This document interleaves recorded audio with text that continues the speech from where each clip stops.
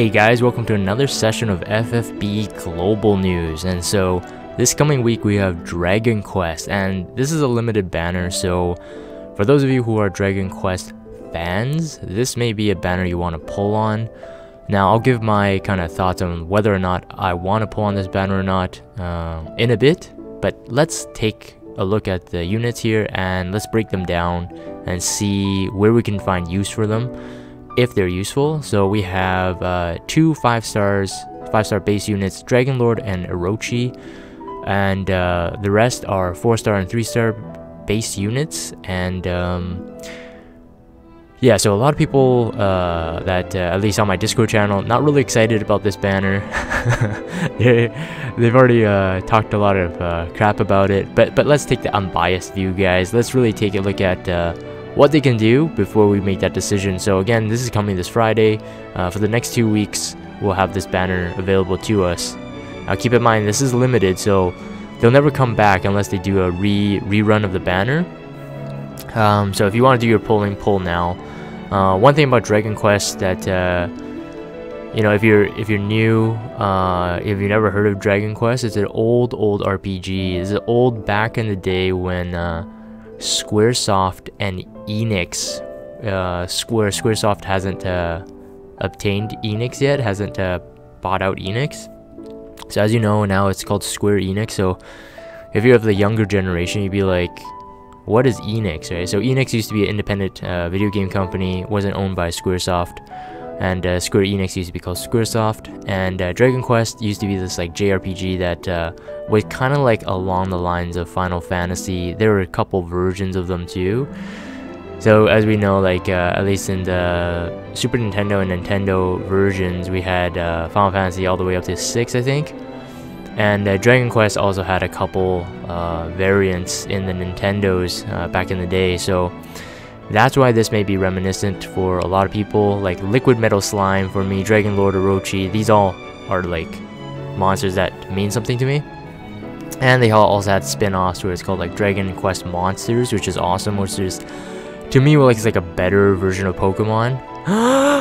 Dragon said that? Yeah, better version of Pokemon. I had more fun with Dragon Quest Monsters than I did with Pokemon Red and Blue. It was out on Game Boy. Anyways, long story short, that was the context behind it. So Dragon Lord, who is he?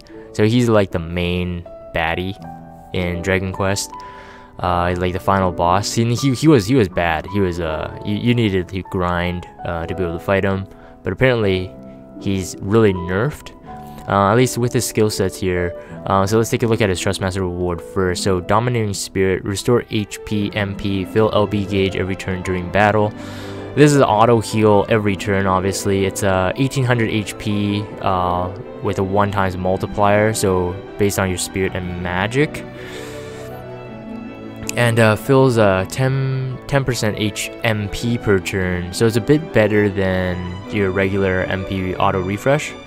And 2 LB gauge per turn, so it could be good. This kind of reminds me of like Pure White Blessing in a way, Ayaka's TMR, but different usages. But maybe you would slap them on arena guys anyway to make them more unkillable.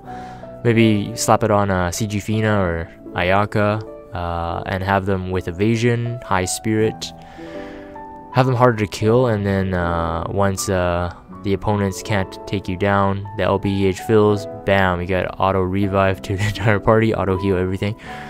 So it might be a good Trustmaster reward, but for Dragon Lord himself, I don't think it's going to be really that useful. So he's a magic damage dealer, and it seems that at least right now we do have some global upgrades. As you can see, global upgrade. This means that in JP, these units were really underpowered. Even their 7-star counterparts are not great, so they're not really mentioned a lot. So whether or not you want to invest in the 7-star, it's completely up to you. But we do have a global upgrade here, Kafrizzle, which is fire damage to an enemy. Now at the moment we don't have any info and data on, you know, how much, what is the damage multiplier on that. Apparently costs 99 MP, and then boost magic by 80%. As you can see, that's a big upgrade, which means Dragon Lord was really weak when released on JP. Orochi.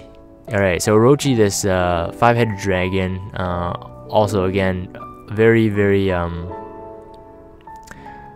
a lot of memories when I see these monsters, for sure. He's our attacker, and he has mostly, it seems to be like status ailments and fire damage attacks. Now, we do have this TMR called Instinctual Guard. So Instinctual Guard increases attack by 40%, defense and spirit by 60% when HP drops below 50%. Not quite sure where that can fit right off the bat. 60% spirit and defense is not terrible, but if I remember correctly, this doesn't stack with buffs. So if you, let's say if you're running a tank and you have this on him for some reason, you give him the 40% attack. I don't think it stacks with buffs. So if you have like someone like Soleil, buff 110% defense and spirit, then I don't think this really helps anyway. It's just for the 40% attack. So really just going for the 40% attack, just think about it that way. And I guess if your whole party gets wiped out, whoever has this may have greater survivability. Anyways, this Trustmaster reward, even though it's rated as an 8-star, I don't think it should belong as an 8-star. I think it's more like a 7-star. The only part that makes it an 8, I think, is the 40% attack. Yes, featured abilities, Scorch. Alright, just that one, and then you get global upgrades. So that's how very unnotable the skills are, and then their passives are just not great. All of them, actually, just to right off the bat, just to say that all of their trait passives not that great. We have a global upgrade here, 60% attack increase. Otherwise, by itself, Orochi only has 30% HP and 30% mag. Alright, the silence that I just gave was for effect, because I'm speechless. It's pretty bad. It's pretty bad. Alright, so, you know, I'd rather pull, like, Delita or CG Jake. I think they're more useful, to be honest. Honestly. At least they're TMRs. Alright, so this is the interesting one. This is the kind of the turn around the corner for me. It's actually, I would say, like, focus on the 4-star base, and even the 3-star base is not even that bad, but the 4-star base unit we have here, Killing Machine. So his name is Killing Machine, his job is also Killing Machine. So I wonder what he does. Alright, so Trustmaster reward apparently is a global upgrade. I'm not quite sure.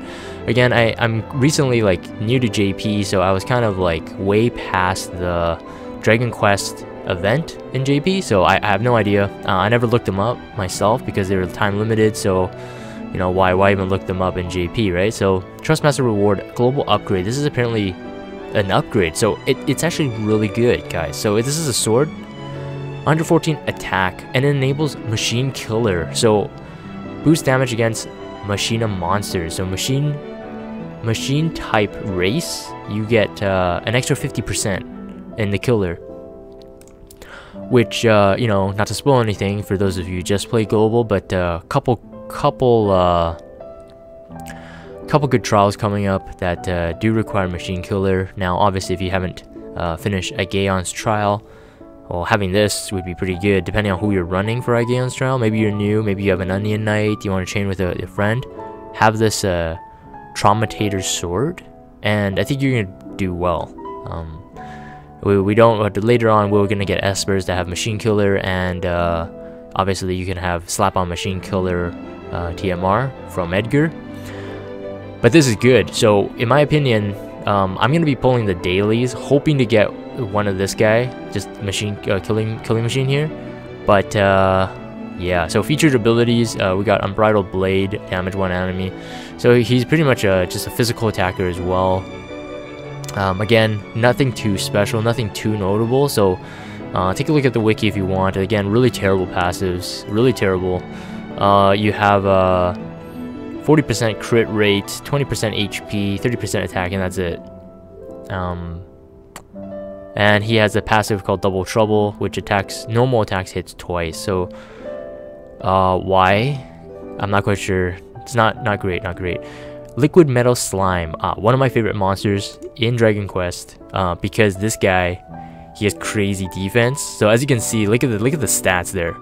Look at the stats, that little graph on the corner. 999 defense. Now, Luzma told me that maybe you want to pull for Liquid Metal Slime in case they import parameter quests, or parameter accomplishments from JP.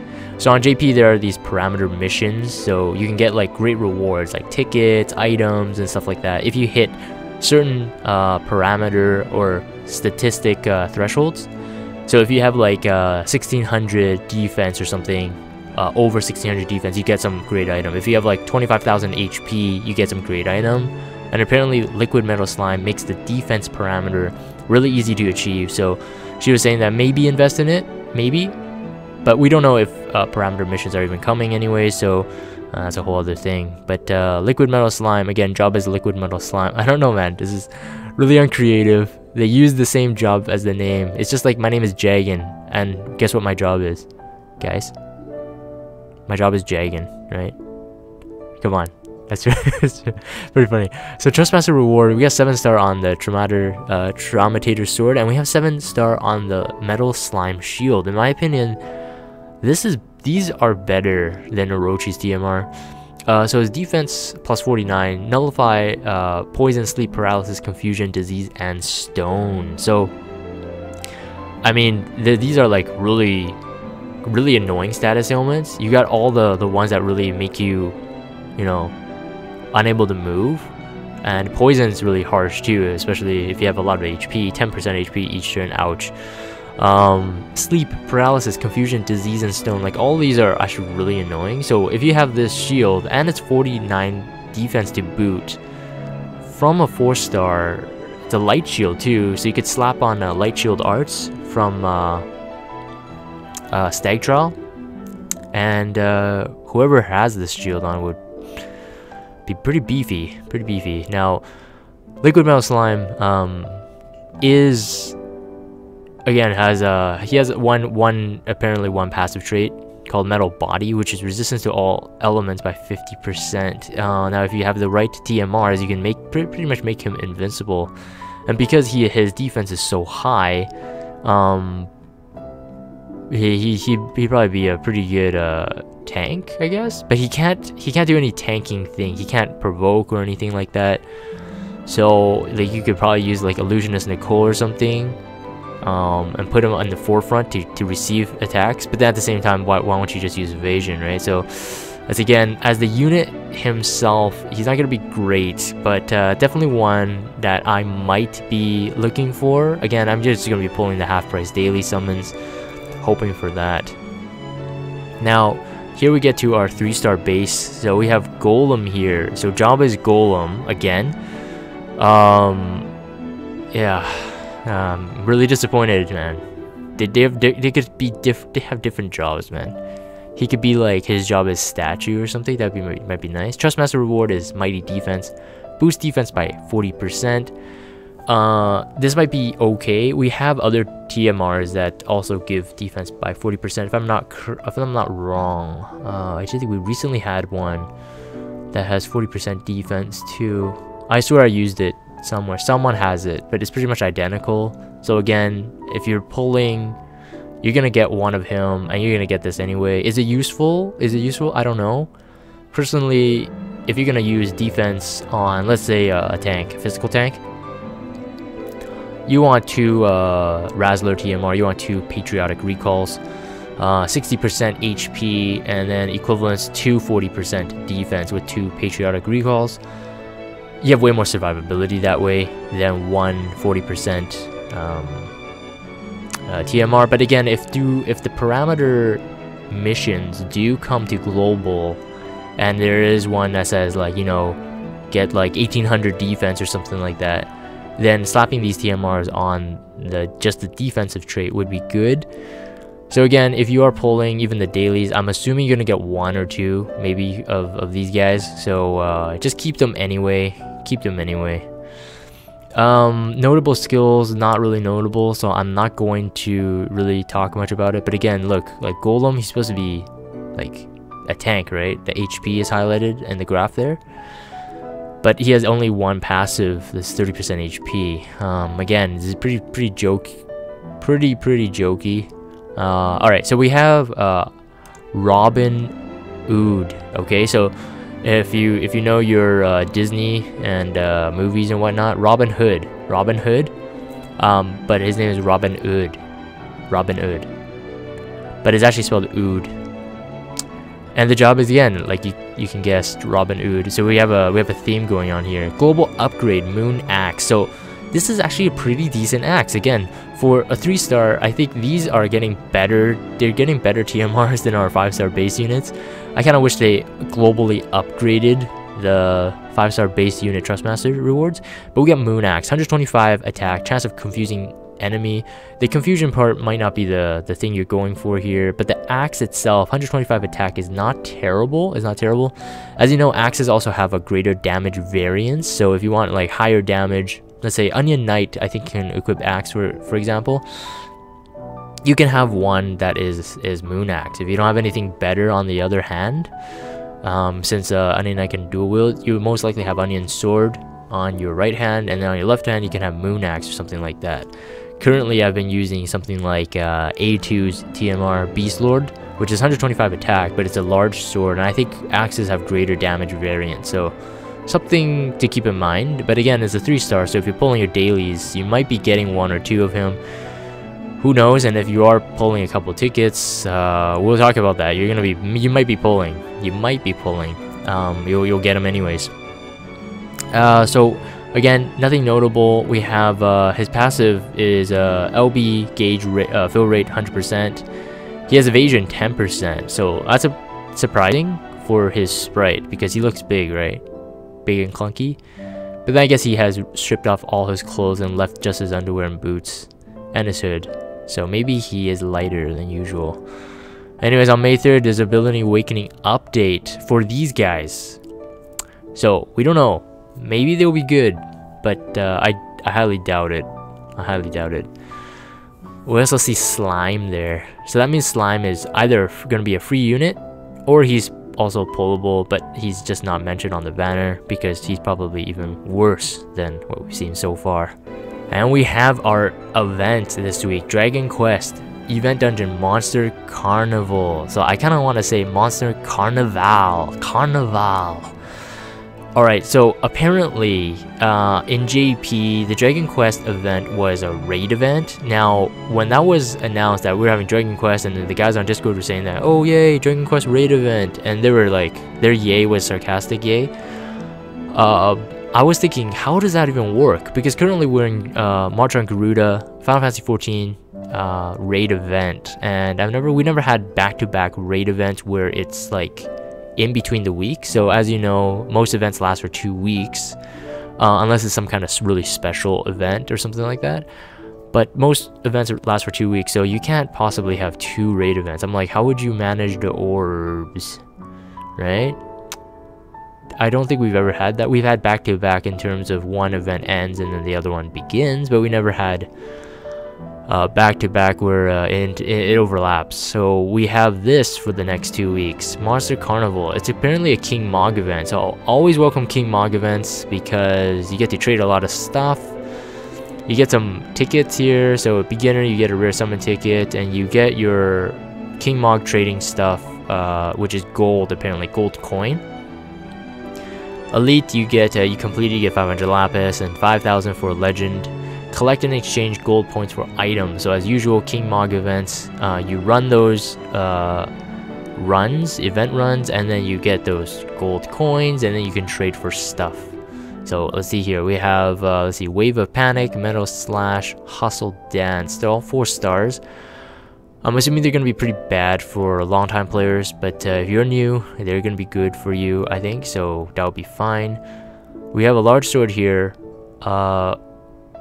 Erdrick's sword. Oh, man. So this is a large sword. Large sword, 125 attack. That's actually not bad for free item, pretty much. It's pretty much free, as in, like, you trade for it, but this is, because I'm thinking my mind around, this is the same as Beast Lord. So this is A2's TMR level, 125 attack. So that's a treat for you guys. Whether or not they got this in the raid in JP, I'm not quite sure. Iron Axe, 58 attack. Again, may as well go for the Robbin Hood TMR, so you won't use Iron Axe. Long story short, you won't use Iron Axe. Staff of Anti-Magic, Spirit, so it's a staff, not a rod. Spirit 3062, and then Chance of Silencing an Enemy. But Chance of Silencing an Enemy would have to be a physical attack, so again, you probably won't do that. Just to silence an enemy. Pretty neglectable. You can neglect it, I think. Oh, Cultery Sword though. Here, sword 85 attack, but has Demon Killer. So any weapons with killers on it, even if they're like low attack, has low stats on it, always aim for it, because killers are 50%. So Demon Killer here 50%. Oh, this is gonna be good. So you gotta treat, guys. That large sword there and this sword is gonna be good for you. Crow's Claw, normal attack hits 2 times.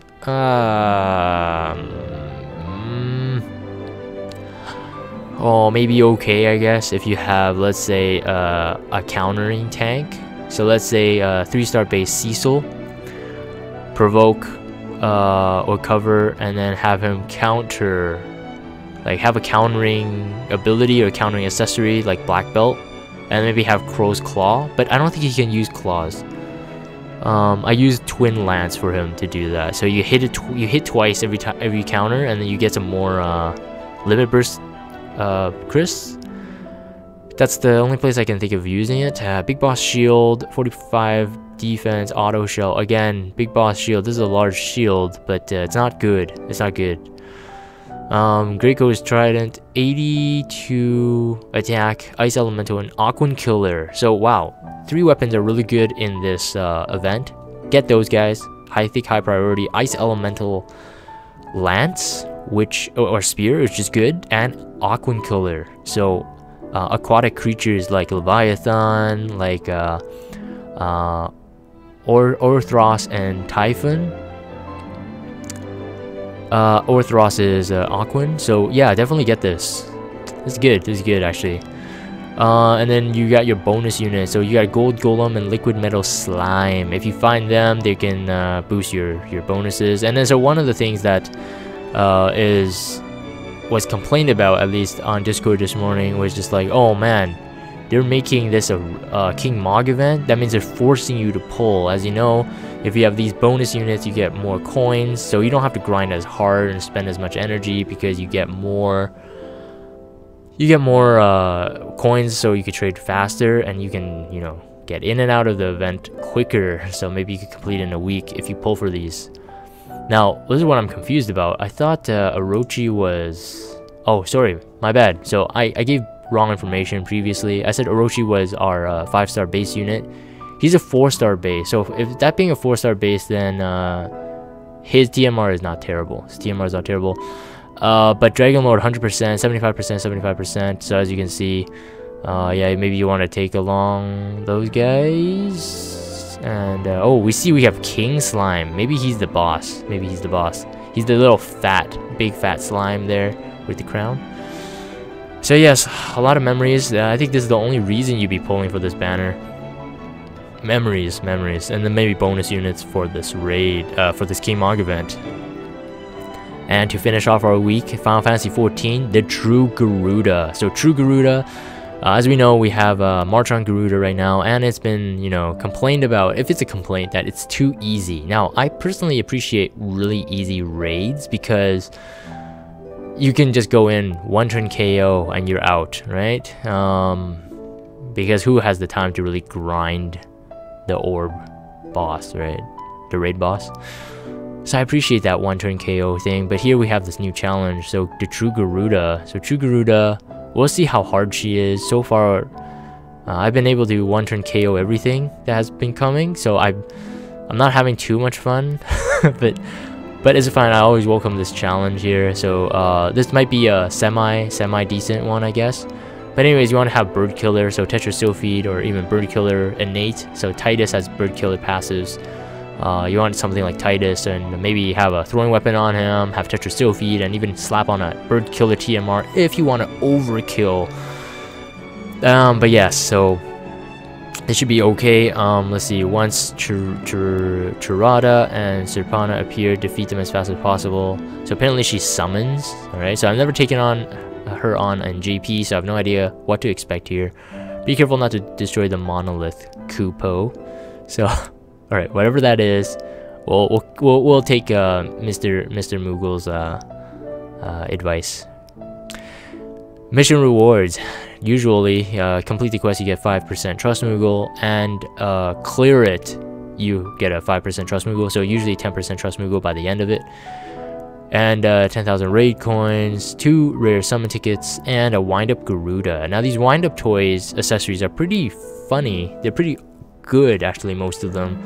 So if you run the raid, you've gotten them already, so they're actually pretty decent. We have wind-up Garuda, plus 30 spirit, wind resist 30%, nullify confusion. Now the nullify confusion and the wind resist is going to be excellent. The spirit is good too, especially a 30 base is not terrible at all. So like Snow Bear Guard has what, 50 magic, but 30 plus 30 spirit. So this is like up there. This is up there. Definitely good. Take this guy. Take on Garuda. Hope you guys win.